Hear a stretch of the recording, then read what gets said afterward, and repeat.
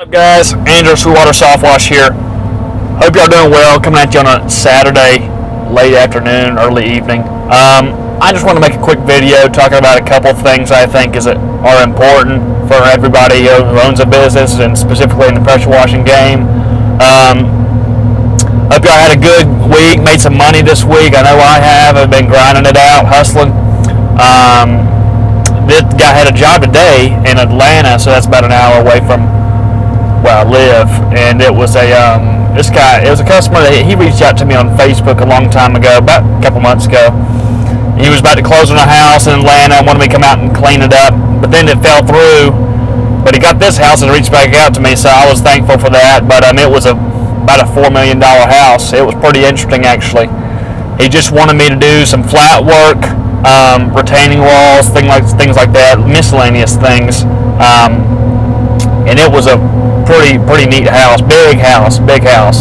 It had courtyards, stairs, and all that around it. And but he told me, he said he bought it from the CEO of Coca-Cola. That's what he told me.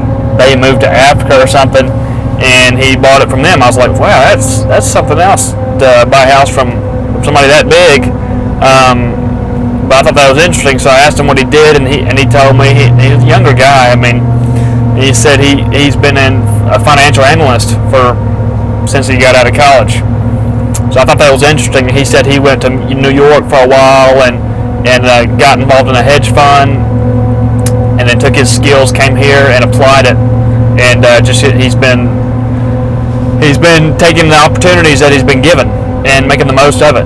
And so anyway, that's a little experience for today. But what I wanted to talk about was three things. The first thing is, hang on, I'm about to forget. Well, the first thing is an experience. It's a story, really, and it happened last week. And it was my first 3-star review. So we'll go into that first. Second thing I want to get into is, what does it take to run a successful business like this, specifically pressure washing, because that's what I do. And thirdly, I should have wrote this down, to be honest with you.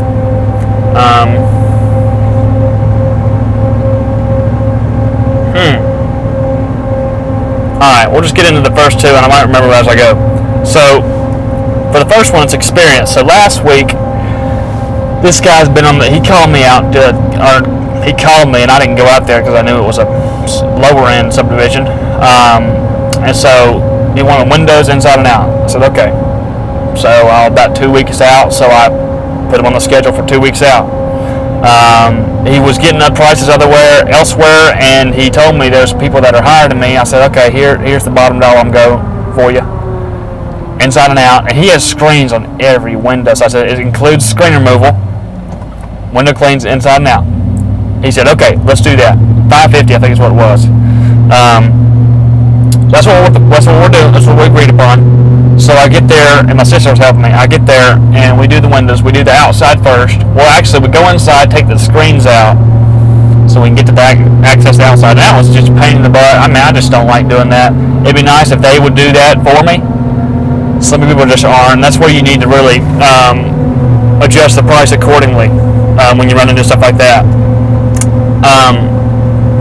But we got the screens out. We started on the outside with the water-fed pole. Got done with that. Then we went to the inside. So we were cleaning the inside, and it looked much better than it did. Wasn't perfect because I could tell it was a cheaper home, and the windows just weren't. They just weren't the best, man. They weren't that. You could tell when you clean the windows if there's nicer windows. You know, half the screens were bent before we even take them out. So it looked great when we got done. To be 10 times better. But it was a black guy, not that matters.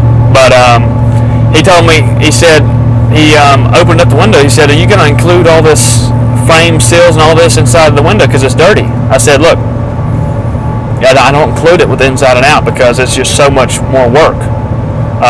It'll be higher if you want me to do that. He said, okay. I said, does everything look good? He said, yeah, it looks great. Everything looks great. Thank you. So he paid me, and he said he'd leave me a review. I asked for one. He said he'd leave me one. And usually they do it, a couple hours or that day. But been a couple days. I was actually about to call him see what the deal is with the review, and I got a 3-star notification. I was like, this ain't real. But I looked on there, sure enough it was, and it was from him, and it was just the most bizarre review ever. It was like, so it goes in, it's like a bullet pointed list. It goes the good, the bad, the ugly. So the good was, he said the good was, truck was outfitted with purpose-built equipment. I said, okay, I'll take that.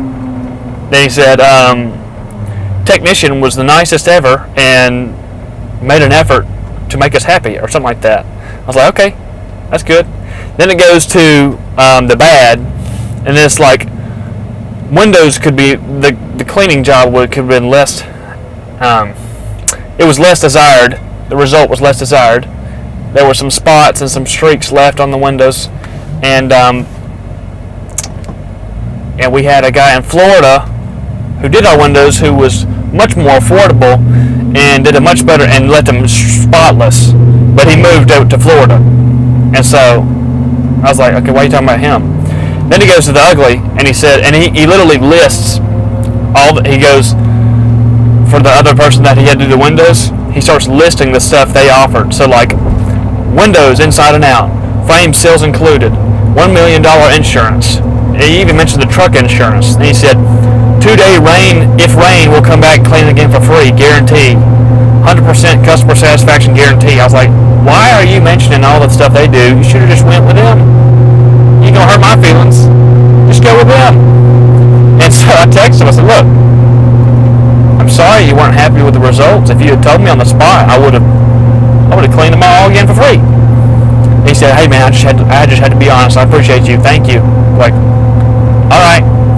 So, but it was kind of a shocker, and I was really thinking it was going to bump me 5.0, a little bit down, because I know it does that. No, it didn't. I stuck at a 5.0, and I got 151 reviews. One of them being that 3-star. And some people say that the 3-star almost makes you more relevant because Google thinks you're an actual business, and things like that. It's like, I don't know, but it's gonna. Yes, that's the point I was gonna make. Is you can't satisfy everybody. So that's the point I was gonna make. Sorry about that. I kind of lost track. I'm driving, but you can't satisfy every customer, and I realize that. I try my darnest to make everyone happy. I follow up, send thank you cards. I call them if they want, and you're just not gonna make everybody happy. You run into so many people. I mean, so many people. The majority of customers I've done this year are new strangers I've never even seen before. And I was like, okay, well, this one was a dang fluke, because you look at all my other reviews and everybody's happy. They're ecstatic about my work. Besides this one, So people can see that. They go to your reviews, they see the amount you have that are positive, and they see that one that's not good, and they're like, okay, well, it was just probably that person, not necessarily the contractor. But, I don't like it when that happens, and I shouldn't take it personal, but I do. It's not a good habit. When you own a business, you don't need to take things personal, just roll it off your shoulder like it ain't nothing. However, unfortunately, I struggle with that. When I get a review like that, it's like, man, I wish I really could have done better for them and not get that review. I could have done way better, and it probably still leave me a review. It's really, you just can't worry about that crap. There's so many people out there that are just looking for a problem, really. They're looking for a freebie, looking for a problem. I ain't there for it, man. I'm there to give you the best work I can at an affordable price. And I'm sorry, if you're not happy, I got customers that will be happy. I got plenty of other customers that are completely satisfied with my service. So I don't need you. You know what I mean? And I couldn't really say that last year because I was just starting. But man, I'm booked out right now. I'm just running at full capacity. I did 11,000 this week. One man. And, I say one man. My sister helped me a couple days, but I wasn't really, she's a big help, and I really appreciate her. She does the hoses and holds the ladder, things like that. So just a second hand, but she's not necessarily doing the cleaning. You know what I mean? She'll run the surface cleaner, but I didn't have any of that this week. All residential, 11,000 this week.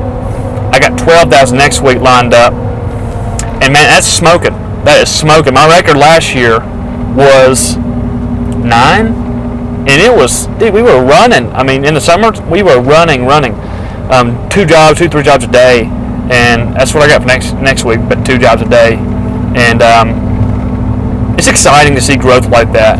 And I think it's directly correlated to investing in myself. I'm getting quicker. I have better equipment. That makes a huge freaking difference. Man, that Gen 2 I got, so much faster. How can you say it's not faster?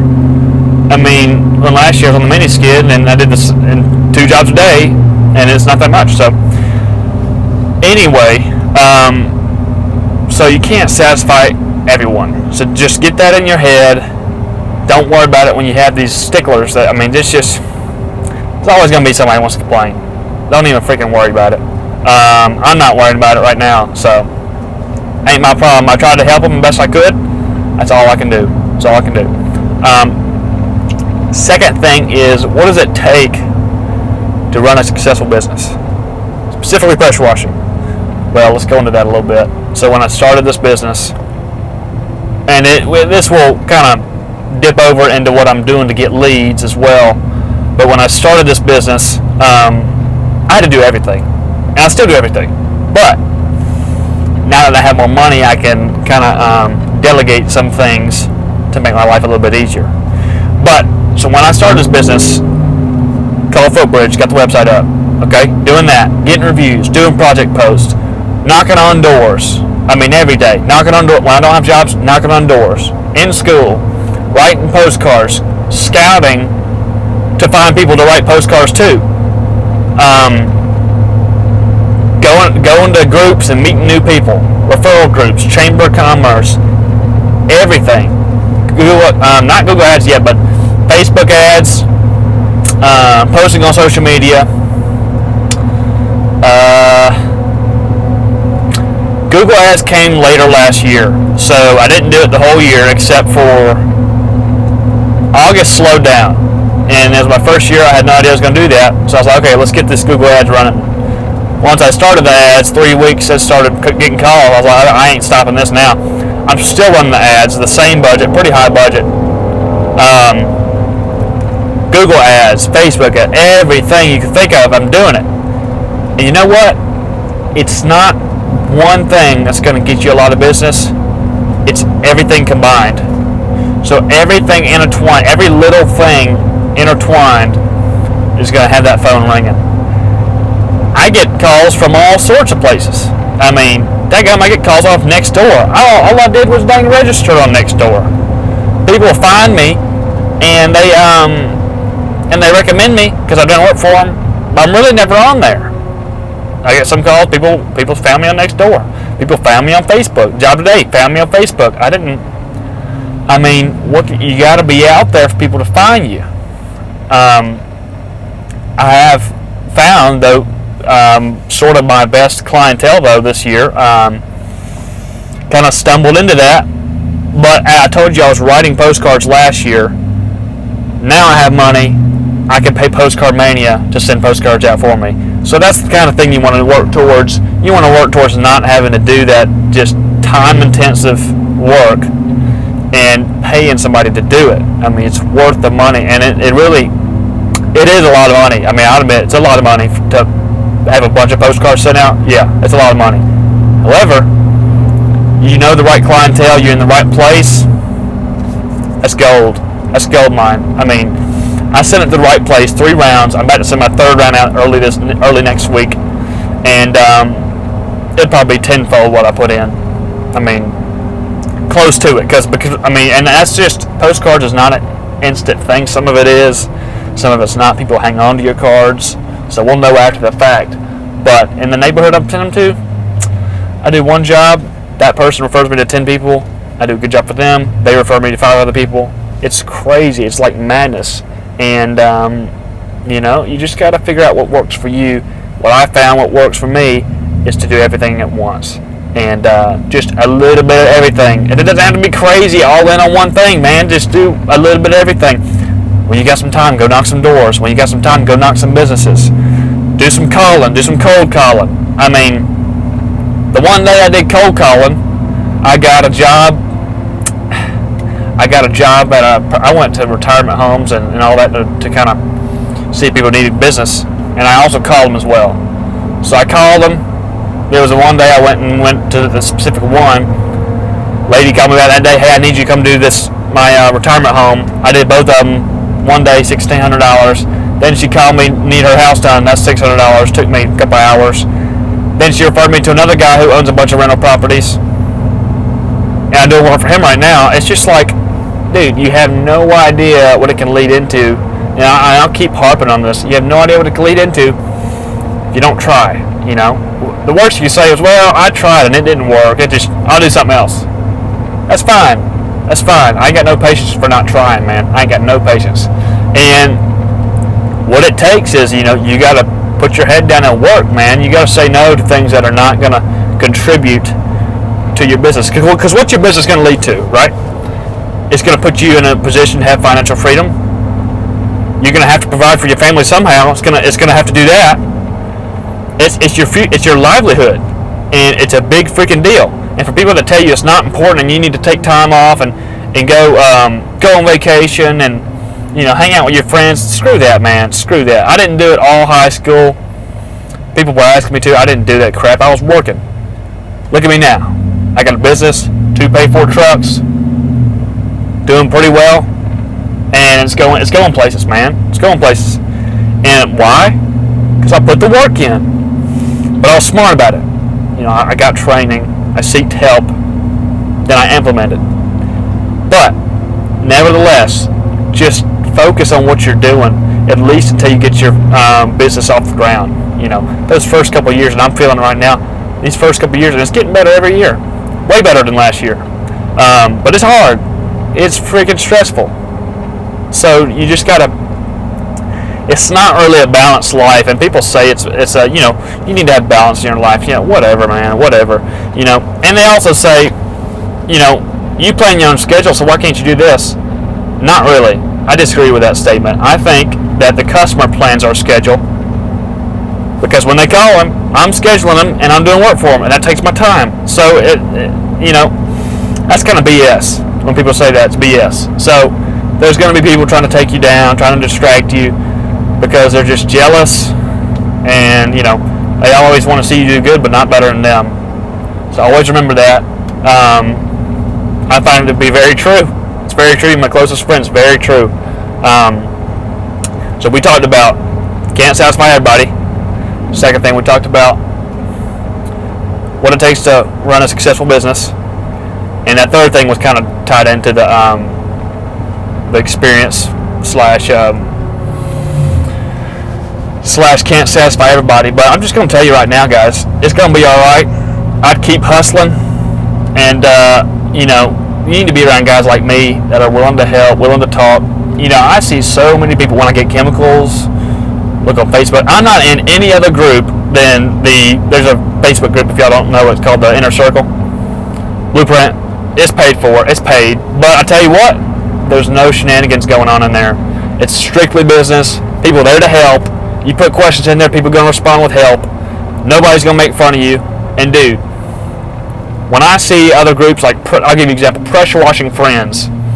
When I see somebody post in there and 10 guys attack them, antagonize them for crap, I'm like, well, that's real big of you. That's real big of you to start making fun of somebody when they're asking for help. And I ain't like that, man. I ain't like that. Somebody calls me, asks me for help, I'm going to help them. On the podcast I was on with Cody, Core 4, all of them, I had several people call me off the podcast. They went on my website, found my number, called me, and asked me for my opinion on how they should start, and if they started and they really found my content useful. And I just told them everything I knew, man. I don't care. What's it to me? What is it to me? I'm not crunching for work. There's so much work out there. They're not even around me, but there's so much work around there. I ain't worried in the slightest bit. And I know everybody's not going to do what I'm doing, so it don't matter. But that just people have that mindset, man. It's just toxic, really. You need to have the mindset of abundance. And you need to be pretty open to people. I mean, you mean open to meeting people, open to talking about your business. There's no reason to be mean to somebody or bring them down, because what's it gonna make you look like? It's kind of what I think about a lot. You know, it ain't worth being. You know, I don't want to give them an excuse to say, hey, well, he was a jerk, man. He just didn't want to help me and all about himself. That ain't me, man. That ain't me. You know, that ain't me. So I hope y'all kind of take some of this and apply it to your lives and your business, because I know it's helping me. And you know, I'm probably one of the nicest guys you'll find as far as in this washing game. Just down to earth, and I'm just always positive, man. I always see the brighter side, and that's when I started this business. I knew it, even when it was kind of slow. I knew it was going to be bright. You know, you got to be like that.